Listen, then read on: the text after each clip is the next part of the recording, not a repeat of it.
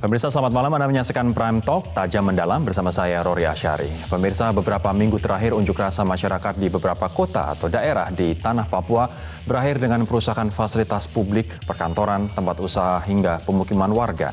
Sangat disayangkan beberapa aparat keamanan dan warga sampai kehilangan nyawa.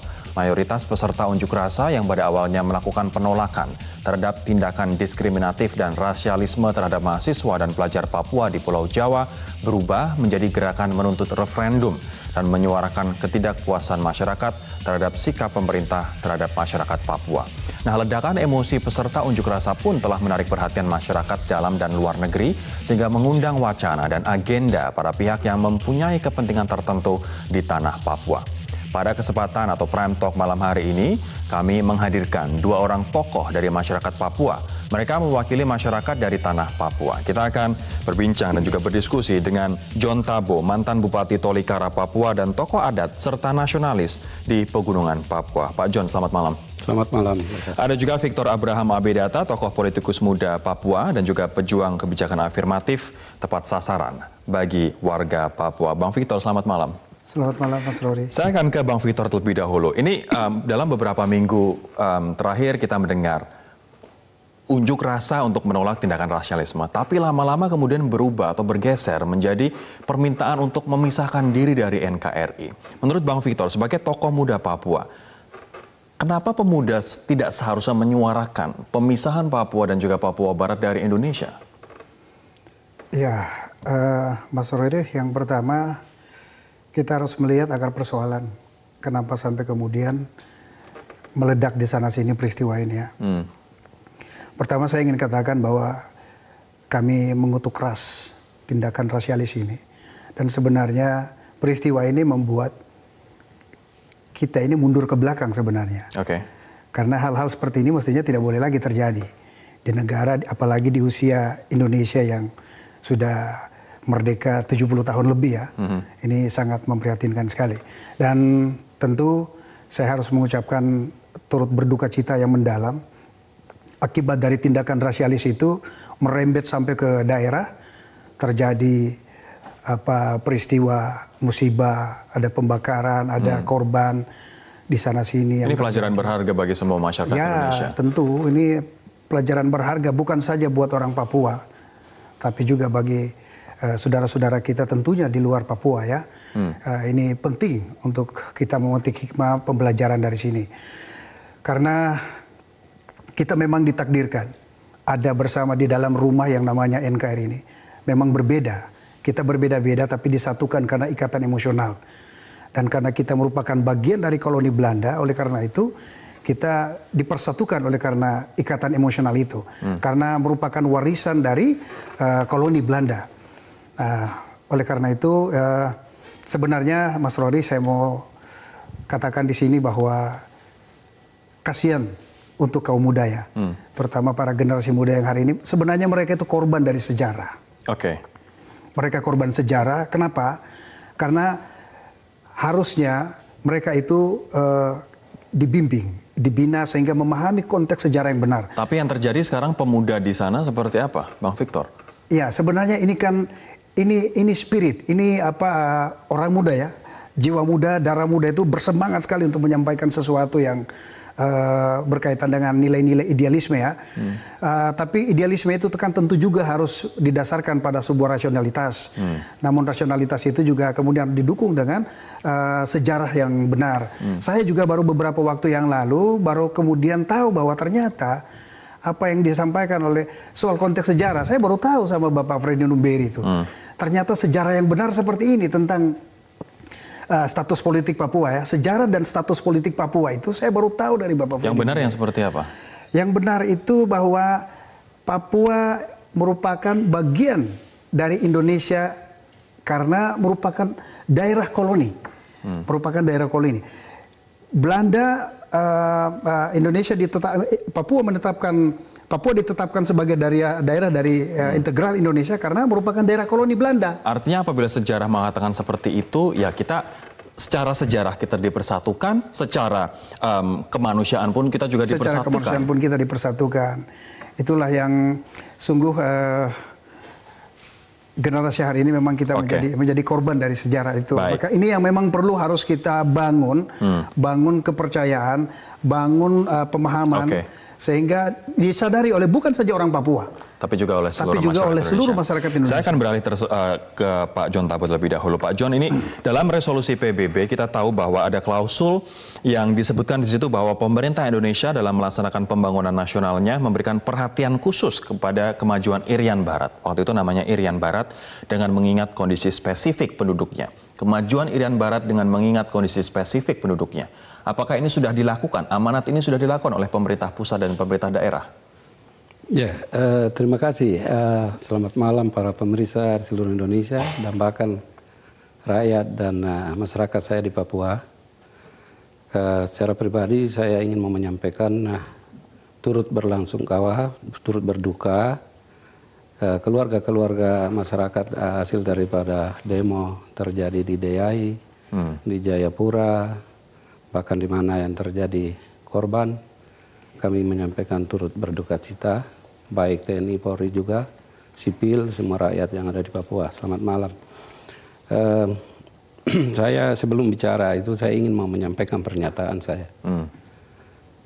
Kepemimpinan di era otonomi khusus di Papua berhasil tidaknya itu tergantung siapa pemimpinnya. Pemimpin pusat atau daerah ini Anda maksud? Daerah. Siapa pemimpinnya? Otonomi khusus dalam bergantung pada pemimpin daerah. Kepemimpinan dalam era otonomi khusus ini berhasil tidak tergantung pada siapa pemimpinnya. Kita tahu dana otonomi khusus triliunan rupiah per tahun, menurut Anda berhasil atau tidak, Pak John? Ya, saya termasuk pelaku. Dana otonomi khusus begitu melontorkan ke Papua, dan saya juga pelaku pencanangan otonomi khusus di Pegunungan Tengah. Di mana seluruh orang Papua menolak otonomi khusus. Saya waktu itu ketua DPR dan saya bikin Barisan Merah Putih. Gerakan kami terima otonomi khusus, canangkan di distrik Karubaga, sekarang di ibu kota Kabupaten Tolikara. Dan kita pulangkan TPN OPM 300 orang untuk menerima otonomi khusus itu. Dan kami sudah jalankan. Di dalam pelaksanaan pemerintahan otonomi khusus ini kami sudah buat sesuatu yang luar biasa. Ini menarik Pak John, tapi kita harus jeda terlebih dahulu. Dikarenakan apa yang Anda sampaikan ini persis seperti yang disampaikan oleh staf khusus Presiden bidang Papua, Pak Lenis Kogoya, yang juga mengkritisi terkait dengan pemanfaatan, pemaksimalan dana otonomi khusus. Nah, Anda sebagai mantan pemimpin di Tolikara, kemudian wakil rakyat juga, apa yang Anda sampaikan terkait dengan itu? Seharusnya dana otonomi khusus bisa mensejahterakan masyarakat Papua. Kita akan kembali, Pak. Setelah jeda berikut ini, tetaplah bersama kami.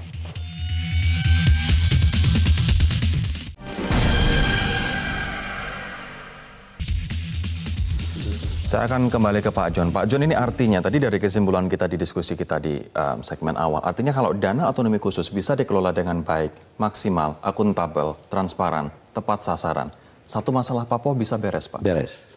Beres. Apa yang membuat sekarang nggak beres? Sekarang nggak beres karena saya bilang tadi, kepemimpinan di era OSUS ini berhasil tidaknya itu tergantung siapa pemimpinnya. Di Papua sana? Di Papua. Dan mengerti benar pengelolaan keuangan. Sekarang saya dulu bupati, dana otonomi khusus itu waktu zaman Pak Bas itu 70-30.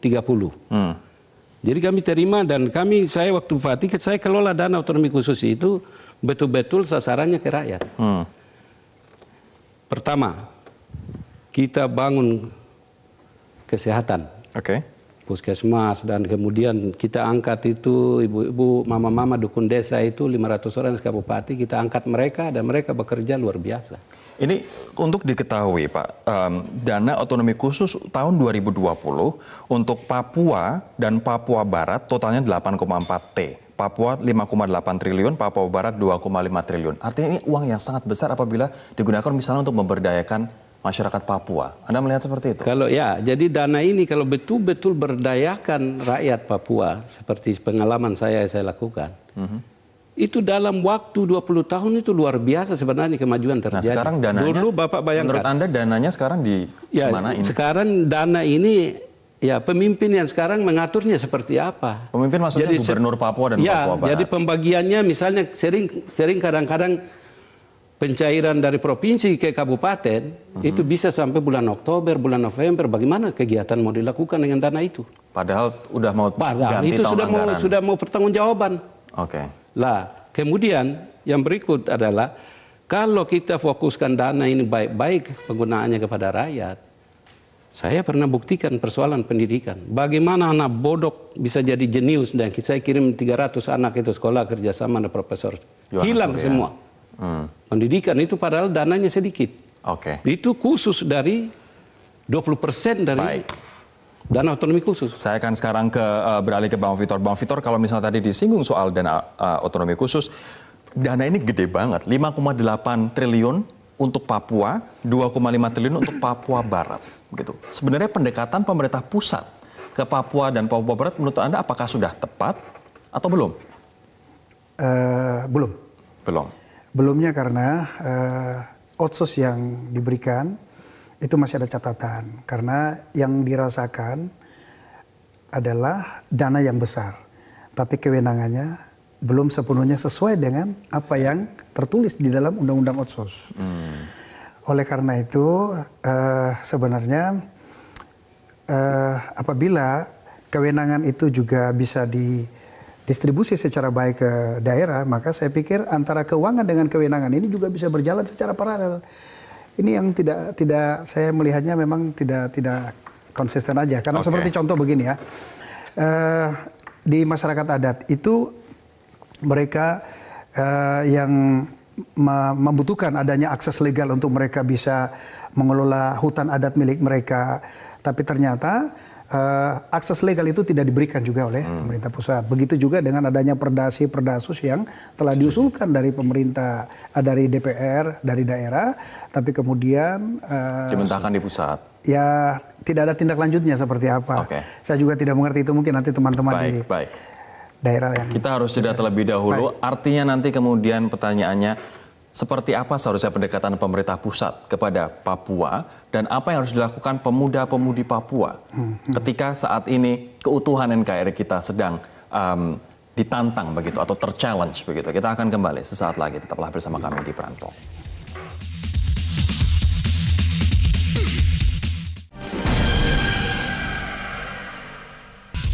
Bang Victor, menurut Anda apa yang harus dilakukan pemerintah pusat untuk memastikan pendekatan khusus, pendekatan afirmatif untuk Papua ini benar-benar bisa meningkatkan derajat dan juga kesejahteraan masyarakat Papua? Ya, kuncinya sederhana aja sebenarnya, Mas Rory. Kata kuncinya itu bangun Papua butuh hati. Maksudnya butuh hati itu gimana? Lihat apa yang Gus Dur lakukan atas Papua. Karena itu kenapa rakyat Papua begitu sayang, hormat, dan mencintai Gus Dur. Karena Gus Dur melakukan pendekatan-pendekatan yang sifatnya kultural, memahami betul kondisi psikologis orang Papua. Oleh karena itu, saya pikir untuk ke depan buat pemerintah ya cukup belajar dari cara Gus Dur membangun. Apa yang menurut Anda dari cara Gus Dur bisa ditiru oleh pemerintah saat ini? Buka dialog, membangun komunikasi, datang sama-sama mereka, buka dialog. Jangan merasa tertutup dengan dialog-dialog itu. Jadi jangan alergi soal dialog. Dan Pak Jokowi sudah melakukan dialog berkali-kali. Jokowi punya itu. Presiden Jokowi punya hati yang tulus, yang sungguh-sungguh untuk membangun Papua. Dan itu bisa dibuktikan dengan 12 kali beliau ke Papua. Dan itu sejarah pertama kali Presiden... Artinya pembangunan afirmatif di Papua bisa dilakukan apabila pendekatan dengan hati. Apabila pendekatan dengan hati. Saya terakhir ke Pak John. Pak John, apa saran Anda untuk pemerintah daerah yang tadi Anda soroti dan juga pemerintah pusat untuk membangun masyarakat Papua? Ya, jadi apa yang saya sampaikan tadi, sekarang pertama itu kami orang Papua juga bersyukur kepada pemerintah yang sudah memberikan yang luar biasa kepada kami. Karena itu kami harus introspeksi diri kita sendiri juga, kami orang Papua. Artinya jangan teriak terus ke pemerintah pusat, jangan teriak terus ke pemerintah pusat, tetapi juga pemerintah pusat juga harus sadar. Ada hal-hal yang seperti Perdasus yang sudah dibuat dalam undang-undang, sudah diajukan, tapi juga tidak pernah terproses dengan baik. Jadi macam ada pembiaran. Kemudian di dalam pelaksanaan pemerintahan, itu pemimpin-pemimpin yang sekarang beda dengan kami yang dulu. mengangkat pegawai itu sesuai dengan golongan, dia punya pendidikan, dia punya kedudukan. Ini yang sekarang ini golongan masih 2A. Jadi kepala distrik. Artinya Jadi masyarakat Papua dan juga pemerintah Papua pun juga harus introspeksi diri. Ya, dua-dua. Dua-duanya. Pemerintah pusat pun juga harus meningkatkan pendekatan. Terakhir, Bang Victor, apa pesan Anda untuk pemuda Papua? Ya, buat saya untuk adik-adik mahasiswa terutama ya, dan pemuda pada umumnya, masa depan Papua, masa depan bangsa ini berada di pundak generasi muda hari ini. Oleh karena itu, kita jangan mudah mau mendengar adanya pihak-pihak yang kemudian memberikan informasi-informasi yang justru mendistorsi pemahaman yang benar untuk membangun bangsa ini ke depan. Karena itu diperlukan bimbingan dan arahan dari para senior-senior, sehingga ini ke depan generasi yang kita bangun ini benar-benar bisa menjadi generasi unggul seperti apa yang dicanangkan oleh Presiden Jokowi. Baik, terima kasih teman-teman atas waktunya malam hari ini, dan semoga pesan ini juga didengarkan oleh tidak hanya masyarakat Papua, pemuda Papua, tapi juga masyarakat Indonesia untuk menganggap bahwa kita semua adalah saudara, kita semua sama. Terima kasih Pak John, terima kasih Bang Victor. Demikianlah perbincangan kami di Prime Talk malam hari ini. Saya Rory Asyari undur diri.